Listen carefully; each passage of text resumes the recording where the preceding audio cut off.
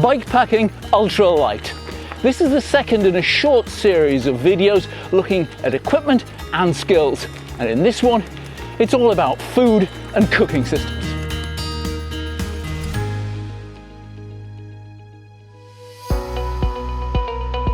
If you're looking at my little backpack and thinking, well, that's not very ultralight, that just has my camera kit in. If this was a real bikepacking trip, then I wouldn't necessarily have anything on my back. I come to bikepacking as someone who has done quite a bit of ultralight backpacking. Liz and I hiked the Pacific Crest Trail, a 2,500-mile wilderness route the length of America. We camped out almost every night for 6 months. I'm doing a short ride close to home to test everything out ahead of the summer, and I've also got some new kit to try. But the temperature is going to fall close to 0 tonight, so it could be quite a tricky test. This video is all about feeding yourself, and linked to that, of course, is cooking and cooking gear. So we'll divide the type of rides into 3 different sorts. You can simply buy meals and hot drinks if you're bikepacking through towns and villages, in which case ditch the stove, pans and meals altogether. It's probably the ultimate in ultralight bikepacking. The step up from that is 1 or 2 nights away, carrying all your own food. My preference is dehydrated food.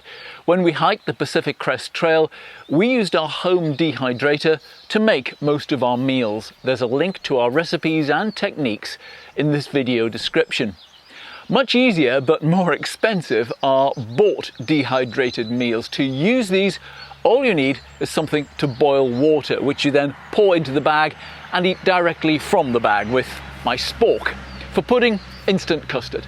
Breakfast is a small poly bag of granola, not muesli because granola can be eaten dry, but for milk I'll also carry a little protein powder, and I can heat that up too on a cold morning, or a couple of sachets of instant porridge. Yes, it is all manufactured food, but I eat healthily the rest of the time. This is about getting in the calories. To boil that water, I use a small titanium pot, a tiny gas burner and a small gas bottle. This will last for about 2 days and it all fits back inside the pot.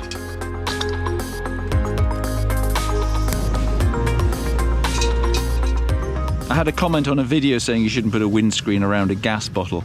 Well, you can if it's just screening out the wind. It's not really going to heat it up there because there's plenty of airflow from the other side to keep it cool.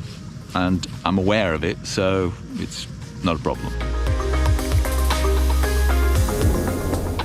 On longer trips in wild places, you buy whatever food you can when you can, then you head back into the wilds and cook it over the next few days.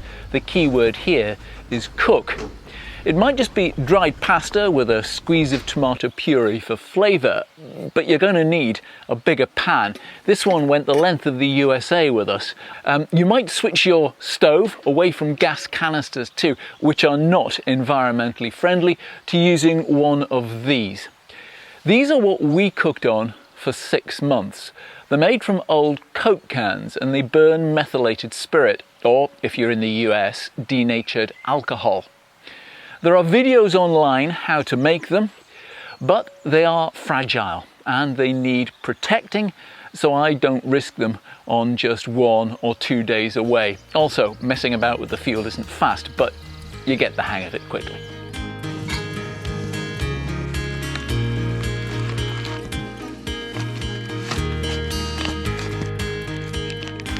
I'm going to just turn it upside down to make sure all the gunky bits at the bottom get dehydrated as well. Then leave that for 15 minutes.